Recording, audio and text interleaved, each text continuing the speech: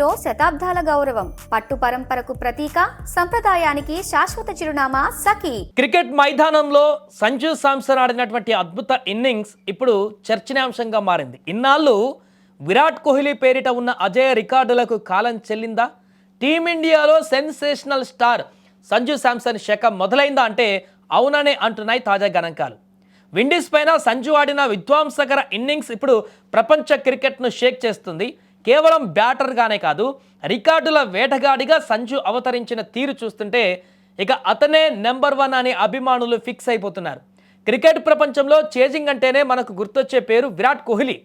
2016లో Australia పైన, 2022లో పాకిస్తాన్ పైన కోహ్లీ సాధించిన 80 పైగా పరుగులు అజేయ ఇన్నింగ్స్లు ఇప్పటి వరకు భారత క్రికెట్ చరిత్రలో మకుటం లేని మహారాజులా ఉండేవి. కానీ తాజాగా విండీస్తో జరిగినటువంటి పోరులో సంజు శాంసన్ ఆ రికార్డుల కోటను బద్దలు కొట్టాడు. అసాధ్యం అనుకున్న లక్ష్యాన్ని సుసాధ్యం చేస్తూ కేవలం 50 బంతుల్లోనే 97 పరుగులు సాధించి అజేయంగా నిలిచాడు. T20 ప్రపంచ కప్ చేజింగ్లో ఒక భారత బ్యాటర్ సాధించిన అత్యధిక స్కోర్గా చేజింగ్లో ఇది చరిత్ర సృష్టించింది. సంజు ఆట తీరు చూస్తుంటే మైదానం నలుమూలలా కూడా బౌండరీల వర్షం కురిసింది. బౌలర్లు ఎవరున్నా సరే బంతిని స్టాండ్స్లోకి పంపడమే లక్ష్యంగా సంజు విరుచుకుపడ్డాడు.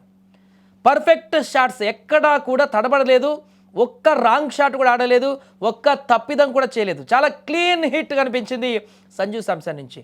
క్లిష్ట పరిస్థితుల్లో ఒత్తిడిని దరిచేరనివ్వకుండా చాలా కూల్గా ఫినిషింగ్ టచ్ ఇచ్చాడు సంజు.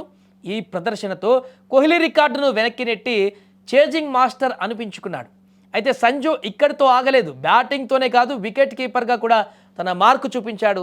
అంతర్జాతీయ T20లలో అత్యధికంగా 3 సార్లు ప్లేయర్ ఆఫ్ ది మ్యాచ్ అవార్డులు అందుకున్న తొలి భారత వికెట్ కీపర్గా సంజు రికార్డు సృష్టించారు. గతంలో MS ధోని వంటి దిగ్గజాలకు కూడా సాధ్యం కాని ఈ యొక్క ఘనతను సంజు సొంతం చేసుకోవడం విశేషం.